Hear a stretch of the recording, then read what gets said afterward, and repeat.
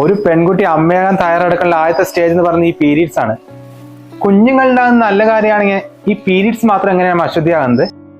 എനിക്കൊരു ചേച്ചിയോ അനിയത്തി ഉണ്ടായിരുന്നെങ്കിൽ അമ്മ അവരോട് ഇങ്ങനെ കാണിക്കായിരുന്നു. ഈ സമയത്ത് സ്ത്രീകൾക്ക് റെസ്റ്റ് അത്യാവശ്യം തന്നെയാണ്. അത് അവരുടെ ഹെൽത്ത് ഓക്കെ ആക്കാൻ വേണ്ടിയാണ്. അല്ലാതെ അന്യഗ്രഹ ജീവികളെ പോലെ അവിടെ തുടരുത്, ഇവിടെ തുടരുത്, അടുക്കളയിൽ കയറരുത്, അലമാര തുടരുത്. നാളെ ഞങ്ങൾക്കും കുട്ടികളുണ്ടാവും. അപ്പൊ അവരും ഇതല്ലേ ഫോളോ ചെയ്യാം. അതുകൊണ്ട് ഈ ഒരു ആചാരം ഇനി മുതൽ ഇവിടെ വേണ്ട. നമ്മുടെ സമൂഹം മാറി ചിന്തിക്കണമെങ്കിൽ ഓരോ കുടുംബത്തിൽ നിന്ന് തുടങ്ങണം.